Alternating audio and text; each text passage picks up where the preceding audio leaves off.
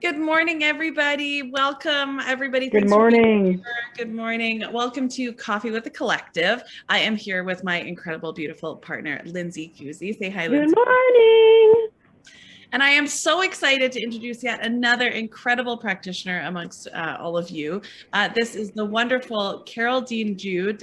She is a somatic experience practitioner and internal family systems informed practitioner and owner of Blue Butterfly Healing. Caroldean, welcome. Thanks so much for being here with us this morning. Well, thank you guys, Lindsay and Sarah, for having me. This is so fun. So we are to get to know. Thrilled. Yeah, everybody. We are absolutely thrilled to have you here. So, Caroldean, I would love to hear from you. Could you share with the group within Blue Butterfly Healing, what kind of services do you offer? Yes, the somatic experiencing, but do you want to share with the group, what does that look like? Somebody comes to see you and you, what? Somatic experiencing is all about nervous system regulation. And so we want to listen to the body's story. People don't have to retell what happened. I'm kind of meeting nervous system to nervous system, and we're looking for regulation. So noticing the body in a more intimate way. It's the technical term is introception. So noticing what the body feels like from the inside. And in our society, we've been kind of cut off from our bodies. You know, as children, we're not taught to deal with emotions. What does that feel like? Are you okay? It's like, okay, buck up and soldier on. That's messy. We don't want to deal with that right now. I'm busy. Yes. You know, tough it out. Yeah, I can really relate to that where, you know, especially like life has gotten so crazy and it's like, yes, like as a child, I remember, you know, being in the grocery store having a meltdown, but that wasn't the time to deal with things, right? And that was just it. It was like, pick yourself up, let's go, or, you know, you're not going to get like your treat, or, you know, you're not going to be able to come with mommy grocery shopping again. But the actual like emotions that came up were never really recognized, or like, you know, we start at that early age with that disconnect, don't we? Oh, absolutely. And it's really gentle, client-based therapy. We want to be able to help people renegotiate their survival energy, the fight, flight, freeze, however that looks like, and what somebody's trauma is for us. There's like a big T trauma and a little T trauma. But somebody gets in a motor vehicle accident and it's not that bad for them. And who knows why? Mm-hmm. You know, it's the nervous system's innate survival energy showing up in its own individual expression. Yes. So that's so interesting. Yeah. I really appreciate what you said about like renegotiate. You get to renegotiate. And that really just like hit a mark for me, because it makes it okay that, you know, what you're experiencing now is okay. And it's also okay to change it. And it doesn't have to be something specific, but it's like we get to renegotiate maybe that one extra positive thing for you. Yeah, you know, trauma is something that chooses us. We don't choose it. And for some reason, there is a lot of shame because of the way we're raised around things being messy. And there's no space for life. Life is about emotions and feelings. And so I have a passion for getting people back into their bodies, feeling their vital energy. Yeah. So trauma is something that happened to you. It's not you. It's not the core essence of you. And that's beautiful. And Elizabeth Kubler-Ross, she has a beautiful quote I'll just mention. The most beautiful people I've known are those who have known struggles, have known loss, and have found their way out of their depths. So beautiful. Yes, isn't it? And that just hit me in the heart. I really want to, you know, help people reframe their narrative of that. Because bad things have happened to you, it does not mean you're flawed. There's something wrong with you. how can you reframe that and see yourself in the realm of those beautiful people that have survived and thrived, right? Yeah, that's so beautiful. Oh my gosh, Caroldean, you're like pulling on my heartstrings. And I think so many individuals that we have just viewing and within the collective can really relate to that. Like that, it's real, it's raw. We all have life stuff and things, and I think it's so beautiful that there's individuals like yourself that can just extend a hand and like, let me walk with you as we, you know, have this experience together and see what it looks like on the other side. But I'm curious, Caroldean, when we get into our passion, when we start our business, we get into our passion as a practitioner, there's always a story that has led us to this journey. And if you're comfortable, it would be great if you could share with the collective what led you into somatic experiencing and what led you to starting Blue Butterfly Healing. That's a great question. Has many elements and layers. So I'll give you the Reader's Digest version. Perfect. So I've struggled with anxiety over my life, and I've had lots of cognitive behavioral therapy, like talk therapy, and nobody really got to the core of why that was happening. So that's, you know, your fight, flight, freeze, survival energy. And I'm not saying that cognitive behavioral therapy is not good, because it's very valuable, and sometimes it does take a village to help people. So if you want to have SE, or what Sarah does with the body work and the CBT, then great. I'm all for whatever works for you. But for me, you know, I started doing yoga about 15, 20 years ago. Then I decided to do my teacher training, and then I got into trauma-informed yoga, and I wanted really to help people, but I didn't feel that that was quite enough. And there's not enough space like in studios. I mean, that might change now that we've gone through COVID, but there's no place to teach trauma-informed yoga. So I teach for the Foundry online once a week, live on Facebook for them. Yeah. Oh, that's wonderful. Love that. Yeah.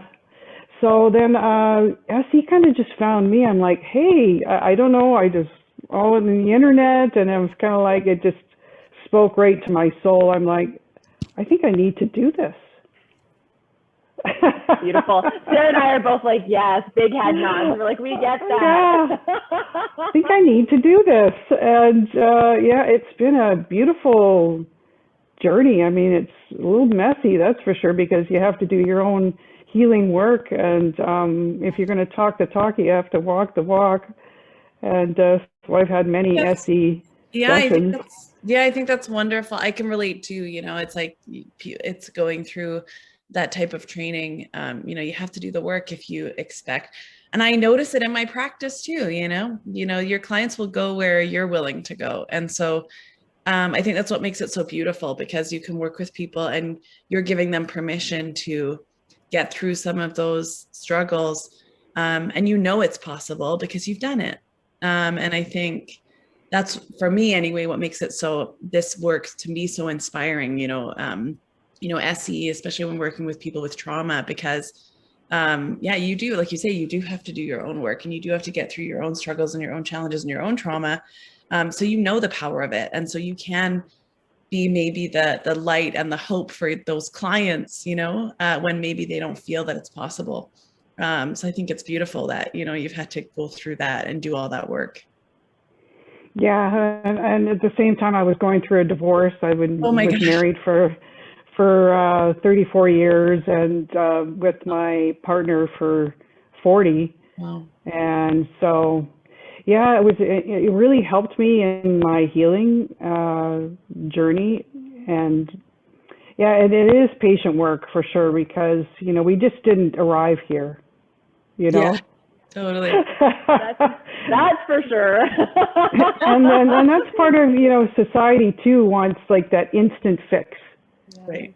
Well, I just want to feel good, right? I just want to feel good. And we don't realize how far off course we've got, and that it's been a while potentially since we felt good. And it's so interesting. By the time I know for myself, by the time I ask for help, I'm like so far out there that I'm like, oh my gosh, right?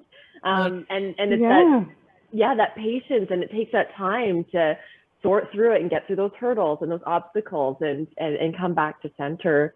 Caroldean, I'm curious, what inspires you? You shared that you're passionate to help people, but what like truly inspires you to show up for your clients each and every day and be of service to them? It really, I want to help people be more embodied, to not just go through life with like on autopilot. I mean, what's really important?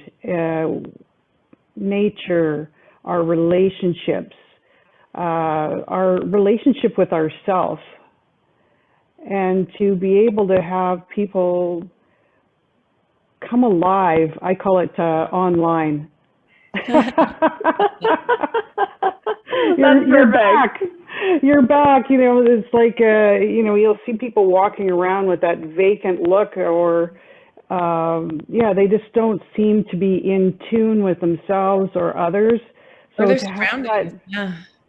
to have that deeper relationship with yourself, and in that relationship, be able to have that a deeper relationship and joy of life, and regain your life vitality and come from true self, Yeah. not from the version that you have been raised to be or you thought you should be. Yes. Yeah, That's beautiful. come back. That's really beautiful. So beautiful. I really love that. Coming back to self, and yeah, that true self. And yeah, I remember thinking about that at one point in my life, and I didn't even know who I was, right? Like we can just get so I'm gonna say contorted. Like we can just get kind of shifted around, and you know, we don't even know what's up or what's down, and we're doing the things and the to-dos. But yeah, I can appreciate that it's like this busy work, and I think especially for entrepreneurs or you know, sole proprietors or people in business, like sometimes you can get so caught up in some of that busy work and the admin, the to-dos, that you can really start to too much distance is created for what's important, like you say, relationships, just self-care, getting out in nature, all those important things that for whatever reason end up at that bottom of the list. And I appreciate what you're sharing, because it's like that journey to start negotiating to get those items back to the top of the list. And I think that's really cool. And here at the Good Place Collective, you know, we are so passionate about bringing practitioners together, really tightening the community of the health and wellness industry here in the Okanagan. And we actually have members from all over the province, Canada, and the United States, which is really exciting. But when we come together, we really want to be pro-collaboration. So I'm curious, Caroldean, when you think of collaboration, what does that mean to you? I think when I work with my clients is good collaboration, but I have been taking some training with Kathy Kane, who's a touch skills therapist. She's SE, but she is total touch. And she was talking about this matrix of support. And since COVID has happened, I really have resonated with, like, we are so much more connected than we ever thought we were or wanted to acknowledge. And it's like coming back to what's right and true. We are a community, global community in this town. And I love the fact of working on a team. If I am going to be struggling with anybody, I want to be able to collaborate and say, hey, I've got this person I'm struggling with. Can you help me? I love the team effort. We need each other. There's space for all kinds of different healing modalities, and the coming together and discussing and learning from each other too. It's like, oh, I never thought of that. It's a different way of looking at same thing. Yeah. Absolutely. I totally agree. For myself, I've gone down different healing journeys, you know, and I've tried multiple different modalities, and each one just illuminated something different. Each one gave me a different set of tools, and I'm so grateful that I wasn't just sort of one track. It was, you know, Yes, I have my one track with my key professionals, and then they would make a recommendation and a connection. And as a patient or as a customer or a client, it's nice to have that personal recommendation that I know this person, I trust this person, and this is the kind of work that they do. And you feel supported even as that patient or that customer, that client making that decision. You feel like you're really cradled and cared for. And I think that's really important when we are coming together, not only as practitioners, but then coming together with our people also, and having that support all the way around. We also really want to be aware of just inclusivity too, right? And that's a key piece that's really important for us, is for people to feel, secure and safe. But I'm curious, Caroldean, when you think of inclusivity, what does that bring up for you? I love the idea of supporting everyone and that inclusivity and having that openness. I really resonate with the Indigenous way of life, and just having that openness and togetherness, that even though so-and-so is different than me, they're a soul at their core. Doesn't matter what they look like on the outside, inside. It's just having that they are a vital part of this space, just because they are them. Because they exist, yeah. Thanks for that. I agree with that. It's been a really important piece in building this collective for me, well, for both of us, but, is that inclusive environment. And it based on exactly what you just said, that every single soul and human being is important just because they exist. And if they have a gift to share, they're welcomed and included and part of this environment. And that's really been an important piece. I think one of the worst feelings in the world as a human is the feeling of exclusion. And I think every person has experienced that at some point in their life. And it's very isolating and disconnecting. And I think if we could create a community where no one ever has to feel that way again, I think we've done a really amazing job. And when I say we, I don't mean Lindsay and I mean the whole community, the whole global community.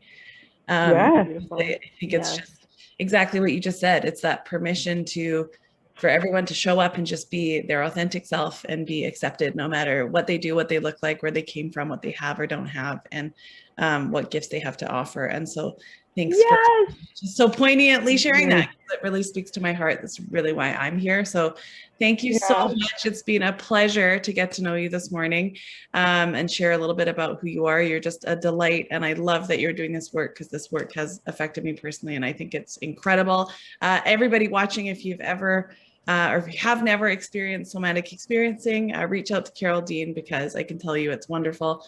And thanks again for being here. Thanks everyone for watching, and we'll see you next time with Coffee with the Collective. Have a great day, everybody. Thank you. Take care. Take care. Bye-bye.